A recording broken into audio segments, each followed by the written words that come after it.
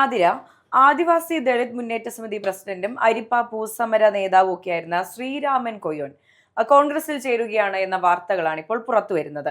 അതിനോടൊപ്പം തന്നെ CK ജാനു കോൺഗ്രസിലേക്ക് പോകുന്നു. അതുപോലെ തന്നെ ആദിവാസി ഗോത്ര മഹാസഭ നേതാവായ ഗീതാനന്ദൻ എന്നിവരൊക്കെ കോൺഗ്രസിലേക്ക് പോകുന്ന ഒരു സാഹചര്യം ഇപ്പോൾ ഉണ്ട്.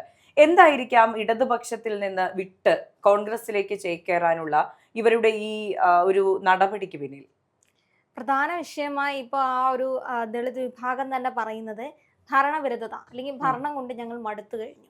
ഇതാണ് പ്രധാന വിഷയമായി. 10 വർഷത്തെ ഭരണം ഇനി ഞങ്ങൾക്ക് ആവശ്യമില്ല, ഇനി ഞങ്ങൾ UDF-നൊപ്പമാണ്. കൃത്യമായി പറയുകയാണെങ്കിൽ വടക്കേ മലബാർ അല്ലെങ്കിൽ വടക്കേ മലബാറിലെ ദളിത് വോട്ടുകൾ, ഗോത്ര വിഭാഗ വോട്ടുകളെല്ലാം CPM-ന്റെ കയ്യിൽ നിന്നും പോയിരിക്കുകയാണ്. കൃത്യമായി അതെല്ലാം അല്ലെങ്കിൽ ചെന്ന് പെട്ടിരിക്കുന്നത് UDF-നാണ്. അല്ലെങ്കിൽ UDF-ന് ലാഭം ഉണ്ടാകുന്ന രീതിയിലേക്കാണ് എല്ലാം പോയിരിക്കുന്നത്. ഇത് CPM-ന്റെ ഒരു പിഴവായിട്ട് തന്നെ നമുക്ക് വേണമെങ്കിൽ പറയാൻ പറ്റും. CK ജാനു അല്ലെങ്കിൽ അവർ വന്നൊരു സമയം നമുക്ക് കൃത്യമായി പരിശോധിക്കുകയാണെങ്കിൽ അത്രയധികം സപ്പോർട്ട് അവർക്കുണ്ടായിരുന്നു. അതിനുശേഷം CK ജാനുവിന്റെ കോൺഗ്രസിലേക്കുള്ള പോക്കാണെങ്കിലും അതിനെയൊന്നും വലിയ കാര്യമാക്കാതെയായിരുന്നു CPM-ന്റെ നിലപാടെന്ന് പറയുന്നത്. അതിനുശേഷം ഇപ്പോൾ ഈ പറയുന്ന കണ്ണൂരുള്ള അല്ലെങ്കിൽ കണ്ണൂർ വിഭാഗങ്ങളാണ് ഇപ്പോൾ പറഞ്ഞിരിക്കുന്നത് ഞങ്ങളും UDF-ലേക്ക് പോവുകയാണ്. ഇത്തരത്തിൽ പോവുകയാണെങ്കിൽ നിയമസഭയിൽ ഇവരുടെ പ്രധാന ആയുധമായിരുന്ന ദളിത് വോട്ടുകൾ കൃത്യമായി അത് UDF-ലേക്കായിരിക്കും എത്തുന്നത്. ഇതിന്റെ പിഴവെന്ന് പറയുന്നത് പാർട്ടിയുടെ തന്നെ പിഴവാണ്.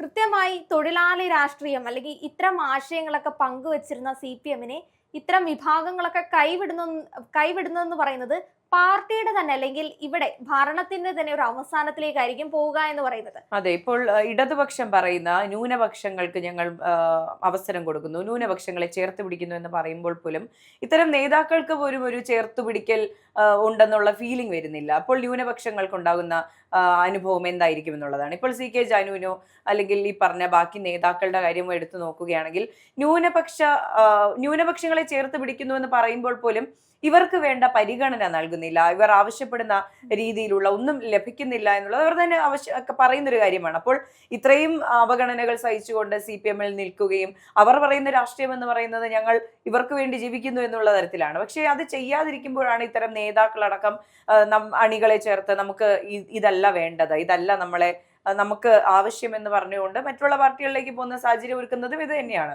തീർച്ചയായും വേടന്റെ വിഷയമായിരിക്കും കൂടുതലായിട്ടും. ദളിത് രാഷ്ട്രീയം അല്ലെങ്കിൽ ഞങ്ങൾ ദളിത് വിഭാഗത്തിനൊപ്പം നിൽക്കുന്ന സർക്കാരാണ്, ഞങ്ങളുടെ ഭരണം അവർക്കൊപ്പമാണ്, എപ്പോഴും ന്യൂനപക്ഷത്തിനൊപ്പമാണെന്ന് കാണിക്കാൻ അല്ലെങ്കിൽ പലപ്പോഴും വേടന്റെ വിഷയമായി സംവാദിച്ചിട്ടുള്ള ആൾക്കാരൊക്കെ പറഞ്ഞു കേട്ടിട്ടുള്ളതാണ്. ഇയാളുടെ വിഭാഗത്തിൽ നിന്ന് അല്ലെങ്കിൽ ഇയാളുടെ ജാതീയത, ഇവിടെ ഏറ്റവും കൂടുതൽ ജാതീയത പറയുന്നത് പാർട്ടിയാണ്, സർക്കാരിന്റെ പാർട്ടിയാണ് ഈ പറഞ്ഞുകൊണ്ടിരിക്കുന്നത്. അതിലൂടെ ജാതീയപരമായിട്ടുള്ള വോട്ടുകളാണ് ഇവരിവിടെ നേടാൻ ആഗ്രഹിക്കുന്നത്. പക്ഷെ അതൊന്നും അങ്ങോട്ട് വിലപ്പോയില്ല എന്ന് വേണം പറയാനായിട്ട്. കാരണം ഭരിക്കുന്ന സമയത്ത്, ഭരണത്തിൽ കയറുന്ന സമയത്ത് ഇവർക്ക് കൃത്യമായി ഈ വോട്ടുകളുടെ ആവശ്യമുണ്ട് താനും. പക്ഷെ ഭരണത്തിൽ കയറിയതിനു ശേഷം കൃത്യമായിട്ടുള്ള അവഗണനയാണ് ഇവർക്ക് നൽകുന്നത്. ഈ പറയുന്ന വാളയാർ വിഷയമൊക്കെ എടുക്കുന്ന സമയത്താണെങ്കിൽ പോലും അന്ന് സർക്കാരിന് അതിനൊരു ഒരു വോട്ട് വാല്യൂ ഉണ്ടായിരുന്നു.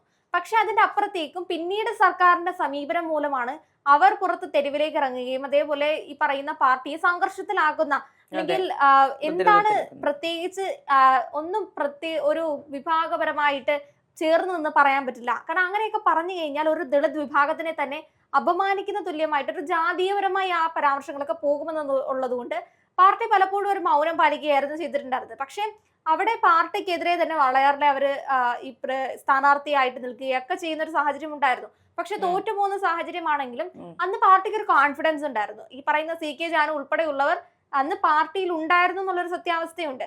അതേപോലെ വടക്കേ മലബാറിൽ നല്ല രീതിയിലുള്ള ദളിത് ഭൂരിപക്ഷത്തിന്റെ വോട്ടുകൾ കുറെ കാലങ്ങളായി പോയിക്കൊണ്ടിരിക്കുന്നത് ഈ പറയുന്ന CPM-ന് തന്നെയായിരുന്നു. അതെ, മലബാർ മേഖല ഈ കമ്മ്യൂണിസ്റ്റുകാരെ സംബന്ധിച്ച്, CPM-കാരെ സംബന്ധിച്ച് വളരെ ശക്തമാണെന്ന് അവർ തന്നെ വിശ്വസിക്കുന്നുണ്ട്, കുറേയേറെ പരിശ്രമങ്ങൾ നടത്തുന്നുണ്ട്. പക്ഷെ ഇവരൊന്നും ശ്രദ്ധിക്കാതെ പോകുന്ന ഈ ദളിത് വോട്ടുകൾ വളരെ നിർണായകമാകും.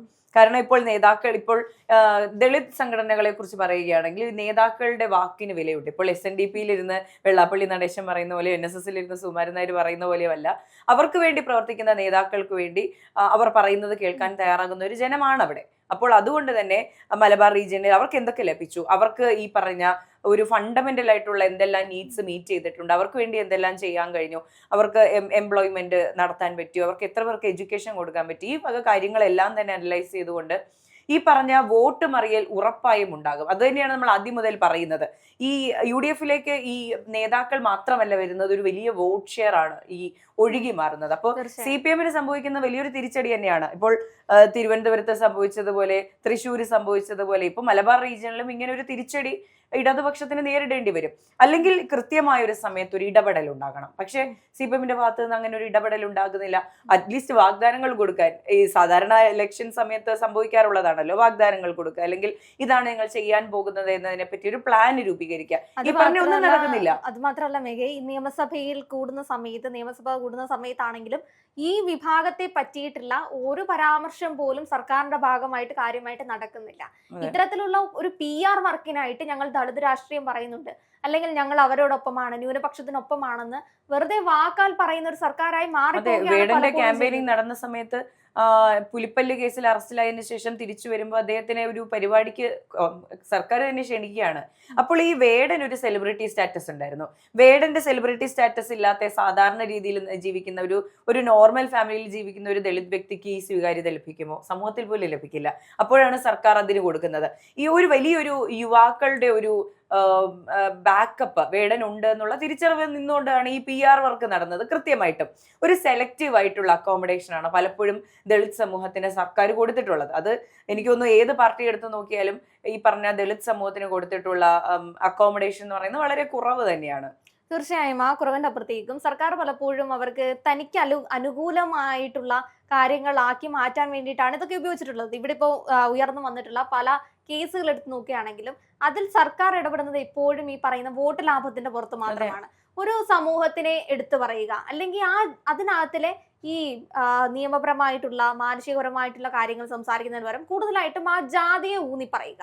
അപ്പൊ വീണ്ടും വീണ്ടും ഇവിടെ ഈ പറയുന്ന ജാതീയപരമായി, മേഘ നേരത്തെ പറഞ്ഞില്ലേ, ഈ പറയുന്ന നേതാക്കന്മാർ പറയുന്നിടത്തേക്ക് വോട്ട് പോകുന്ന ഒരു സാഹചര്യം അത് തന്നെയായിരുന്നു സർക്കാർ ഈ പറയുന്ന 10 വർഷവും ശ്രമിച്ചുകൊണ്ടിരുന്നത്. കാരണം അവരുടെ മൈൻഡിലേക്ക് ഞങ്ങളാണ് നിങ്ങൾക്ക് വേണ്ടി എല്ലാം ചെയ്തു തരുന്നത്, ഞങ്ങളാണ് മുതലാളിത്തത്തെ മാറ്റി നിർത്തുന്നത്, ഇവിടെ ഇപ്പോഴും ഈ പറയുന്ന ജാതീയത നിലനിൽക്കുന്നുണ്ട്, അതുകൊണ്ട് തന്നെ ഞങ്ങൾ ഭരിച്ചാൽ മാത്രമേ നിങ്ങൾക്ക് എന്തെങ്കിലും ലഭിക്കുള്ളൂ, അല്ലെങ്കിൽ നിങ്ങൾക്ക് എന്തെങ്കിലും ഒരു ഈ പറയുന്ന പുറത്ത് മാന്യമായി അല്ലെങ്കിൽ നല്ല രീതിയിലുള്ള റിസർവേഷൻസ് ആണെങ്കിലും ഇത് ഞങ്ങൾ കാരണമാണ് സാധ്യമാക്കിയത്. ഇങ്ങനെ ഒരു PR വർക്ക് മാത്രമായിരുന്നു സർക്കാർ പലപ്പോഴും നടത്തിക്കൊണ്ടിരുന്നത്. ഇതിന്റെ അപ്പുറത്തേക്കും അവർക്ക് കിട്ടേണ്ട ആനുകൂല്യങ്ങളാണെങ്കിലും ഇവർക്ക് കിട്ടേണ്ട കൃത്യമായിട്ടുള്ള അവകാശങ്ങളാണെങ്കിലും അത് നേടിക്കൊടുക്കാൻ സർക്കാരിന് കൃത്യമായിട്ടൊരു പാളിച്ചയാണ് ഉണ്ടായത്. സർക്കാരിന്റെ അപ്പുറത്തേക്കും CPM-ന്റെ വാഴ്ച എന്ന് വേണമെങ്കിൽ നമുക്ക് പറയാൻ പറ്റും. കാരണം ഒരുപാട് നേതാക്കന്മാരുണ്ടായിരുന്നു CPM-ൽ ഇതേപോലെ ദളിതരെ കൂടെ നിർത്തി, അല്ലെങ്കിൽ അത്തരത്തിലുള്ള ഒരു ഈ പറയുന്ന വടക്കേ മലബാറിലാക്കി ദളിത് വോട്ടുകൾ CPM-ലേക്ക് വരാനുള്ള കാരണം എന്ന് പറയുന്നത് ഇപ്പോൾ ഉള്ള നേതാക്കന്മാരൊന്നുമല്ല, അതിനു മുൻപ് തൊട്ടേ ഉയർന്ന അല്ലെങ്കിൽ ഇവിടെ പ്രവർത്തിച്ചിട്ടുണ്ടായിരുന്ന ആൾക്കാരിൽ നിന്നാണ് ഈ പറയുന്ന വോട്ട് ഷെയർ. കാരണം അവിടെ വെറുതെ പോയി പ്രചാരണം നടത്തിയാൽ മാത്രം മതി, ഈ വോട്ടുകൾ കൃത്യമായി ഇവിടേക്കായിരുന്നു എത്തുന്നതെന്ന് അറിയാൻ പറ്റും. പക്ഷെ ഇവിടുത്തെ മോശം പ്രവൃത്തി കൊണ്ടാണ് ഈ പറയുന്ന വോട്ടുകളൊക്കെ, ഇനി ഞങ്ങൾ നിങ്ങൾക്ക് വോട്ട് ചെയ്യില്ല, അല്ലെങ്കിൽ ഞങ്ങളുടെ സംഘടന UDF-ലേക്ക് മാറുകയാണെന്ന് പറയുന്ന ഒരു കാര്യത്തിലേക്ക് പോകുന്നത്. പലപ്പോഴും CPM പറയുന്ന ഒരു കാര്യമാണല്ലോ, ഈ പറയുന്ന മുസ്ലിം ലീഗ്, ജമാഅത്തെ ഇസ്ലാമിയ ഇവരൊന്നും ഇല്ലെങ്കിൽ UDF-ന് വിജയ സാധ്യതയില്ല, വിജയിക്കാൻ പറ്റില്ല എന്ന്. ഇനിയിപ്പോ നിങ്ങൾ എന്താ പറയുന്നത്? നിങ്ങൾ ഇത്ര കാലമായിട്ട് കൂടെ നിർത്തിക്കൊണ്ടിരുന്ന, അല്ലെങ്കിൽ നിങ്ങളാണ് ഇവരുടെ എല്ലാം എന്ന് പറഞ്ഞുകൊണ്ടിരുന്ന ഈ സംഘടനകൾ, അല്ലെങ്കിൽ ദളിത് സമൂഹങ്ങളുടെ പ്രധാന സംഘടനകൾ, ഈ ഗോത്രങ്ങളൊക്കെ UDF-ലേക്ക് പോകുന്ന സമയത്ത് അപ്പൊ നിങ്ങളാണ് എന്താണ് പറയാൻ പോകുന്നത്? മതം പറഞ്ഞാണോ UDF ഈ പറയുന്ന സംഘടനകളെ തങ്ങളിലേക്ക് എടുത്തത്? അല്ലെങ്കിൽ ഇവർക്ക് മറ്റൊരു ചാൻസ് ഉണ്ടായിരുന്നു, BJP-യിലേക്ക് പോകാൻ ഒരു ചാൻസ് ഉണ്ടായിരുന്നു. പക്ഷെ എന്നിട്ട് പോലും ഈ പറയുന്ന ആകെ ഒരു കാര്യം മാത്രം അംഗീകരിച്ചേ പറ്റുള്ളൂ, CPM വളർത്തിയെടുത്തൊരു കാര്യമായിരുന്നു BJP ഇവിടെ വന്നു കഴിഞ്ഞാൽ ഇവിടെ മുഴുവൻ സർവനാശമായിരിക്കും ഉണ്ടാകാൻ പോകുന്നത്. ആ പറയുന്ന ആ ഒരു കാര്യം മാത്രമാണ് ഈ ഗോത്രങ്ങൾ ആകെ എടുത്തിട്ടുള്ളത്. ബാക്കി എല്ലാ കാര്യങ്ങളും സംബന്ധിച്ചാണെങ്കിലും ഒരു ആന്റി CPM നിലപാടാണ് ഈ പറയുന്ന ദളിത് വിഭാഗങ്ങളിലേക്ക് എത്തിയിട്ടുള്ളത്. ഇത് ഈ പറയുന്ന നിയമസഭ എത്തുന്ന സമയത്ത് നിങ്ങൾ റിസർവേഷൻ സീറ്റിൽ ഇവരുടെ ദളിത് സമൂഹത്തിൽ നിന്ന് തന്നെ നിങ്ങൾ കാൻഡിഡേറ്റിനെ നിർത്തിയാൽ പോലും പക്ഷെ ഈ സമൂഹത്തിൽ നിന്നുള്ള വോട്ടുകളൊക്കെ പോകാൻ പോകുന്നത് അപ്പുറത്തെ UDF-ന്റെ ഏത് കാൻഡിഡേറ്റ് ആണോ നിൽക്കാൻ പോകുന്നത് അവിടേക്കായിരിക്കും. അപ്പോ മുൻകാലങ്ങളിലേക്കാട്ടിലും നിങ്ങൾക്ക് തിരുവനന്തപുരം കൈവിട്ട പോലെ, തൃശ്ശൂർ കൈവിട്ട പോലെ മലബാർ ഏരിയകളിൽ നിങ്ങൾക്ക് ഉണ്ടായിരുന്ന അല്ലെങ്കിൽ ജയസാധ്യത ഉണ്ടായിരുന്ന സ്ഥലങ്ങളിൽ പോലും വൻ തോൽവിയിലേക്കായിരിക്കും സർക്കാർ പോകുന്നത്.